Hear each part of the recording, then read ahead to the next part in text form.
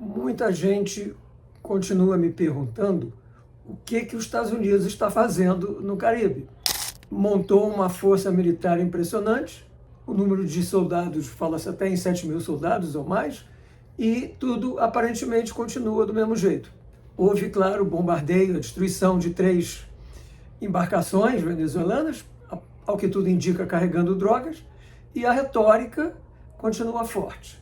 Mas o que se pergunta é quando ou se os Estados Unidos vai tomar uma medida militar mais drástica em relação ao narco-estado República Bolivariana da Venezuela e ao narco-terrorista líder deste narco-estado chamado Nicolás Maduro. Eu começo lembrando a vocês que no dia 30 de setembro, alguns dias atrás, houve um encontro do Ministério da Guerra, né, convocado pelo Ministério da Guerra americano, com todos os oficiais de alta patente americana, inclusive com a presença do presidente Trump.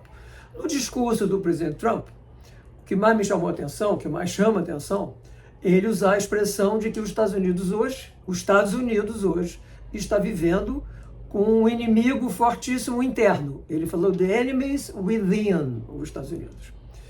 Lembro vocês que alguns dias atrás também uma sede da Polícia Especial que cuida de imigração e fronteiras americana, houve um ataque na cidade do Dallas, na cidade texana de Dallas, matando alguns membros dessa força policial.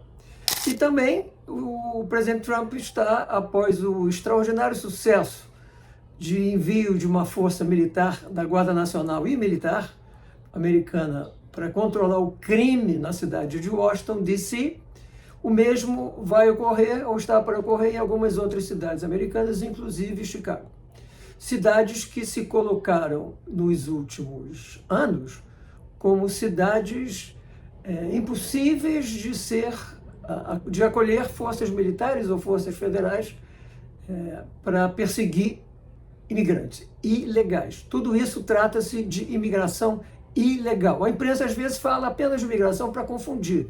Não é imigração em geral, como tudo ou quase tudo, tudo que a imprensa oficial, a grande imprensa faz no Brasil, nos Estados Unidos e no mundo, eu tenho repetido isso, é para mentir e confundir. Então fala assim, perseguição a imigrantes. Não, não é perseguição a imigrantes.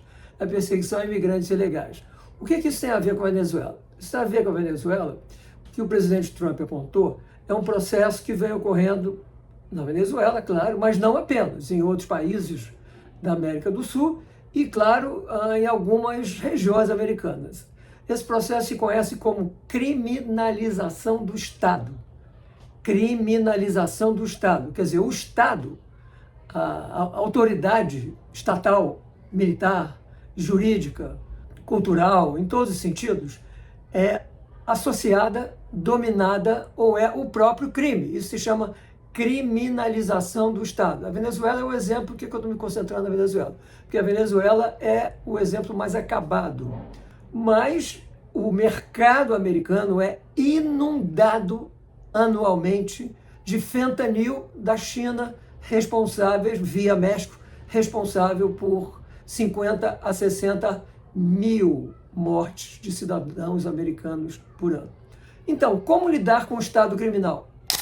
Eu lembro, nos últimos anos, quem invadiu os outros estados foi a Rússia.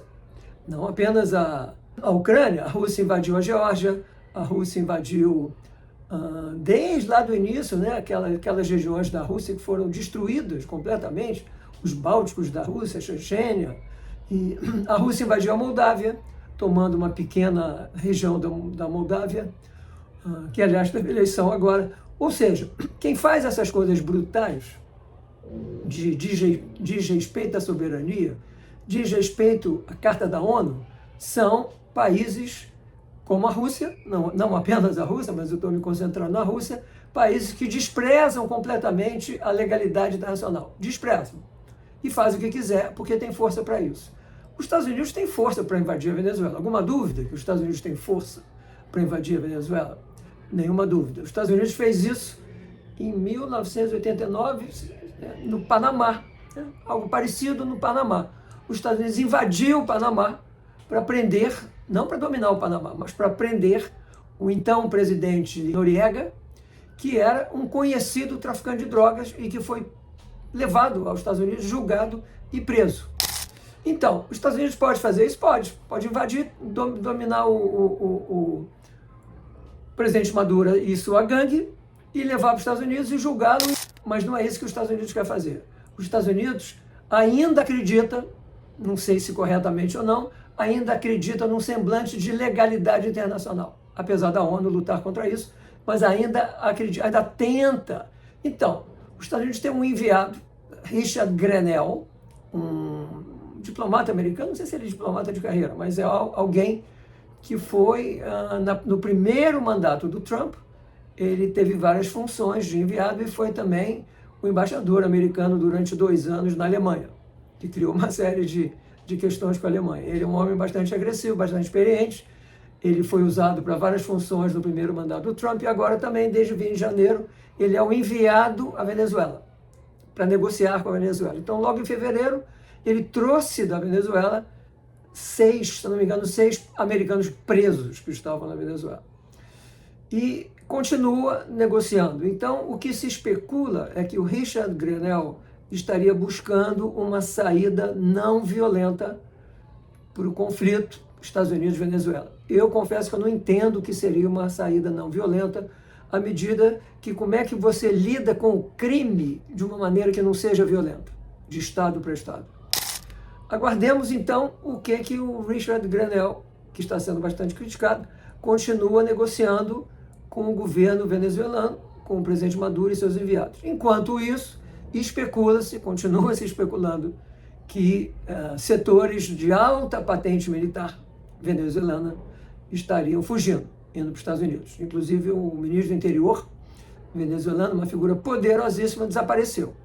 Enquanto isso, um avião, que poderia ser o avião dele, pousou na Flórida e que ele estaria negociando, ou estaria confabulando, ou estaria abrindo bico junto ao governo americano.